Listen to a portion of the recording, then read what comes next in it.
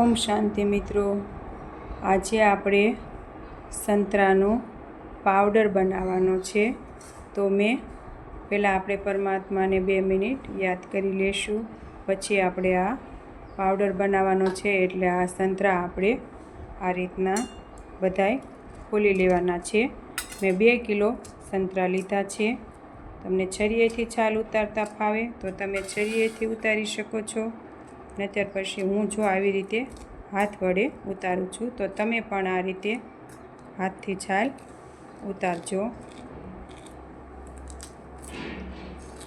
જો આ રીતે આપણે બધા સંતરા ખોલી લેવાના છે. જો આ રીતે આપણે બધાય સંતરાની છાલ ઉતારી લીધી છે. અને આ છાલ આપણે ફેંકી નથી દેવાની, આને આપણે તડકે સૂકવવાની છે. પછી આનો પાવડર બનાવી અને મોઢે ચોપડાય આને, તો એ આપણે સાઈડમાં મૂકી દઈશું. પહેલાં આપણે હવે આને બધી જીરું નોખી પાડી અને બી કાઢી લઈશું. જો આ રીતે આપણે પહેલાં બધી જીરું કરી અને પછી આ રીતે આપણે બટકા કરી લઈશું. પછી એને આપણે અંદરથી બી નીકળી જશે. જો આ રીતે આપણે બી કાઢી લેવાના છે.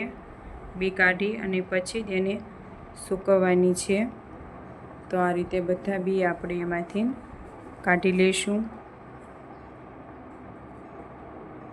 આનો આપણે હોસ્ટેલમાં છોકરા ભણતા હોય તો એને પાવડર કરીને આપી શકીએ છીએ. પછી આપણે આમાં હું તમને આગળ બતાવીશ કઈ રીતે કરવું એ. જો આ મેં બધી સંતરાની છાલ ઉતારી અને આવી રીતે ટુકડા કરી લીધા છે. મેં આ 2 કિલો સંતરા લીધા હતા. તમારે જેટલી સુકવણી કરવી હોય એટલી તમે લઈ શકો છો.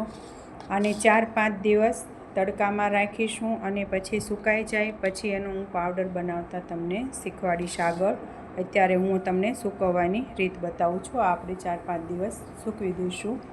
ઓમ શાંતિ મિત્રો.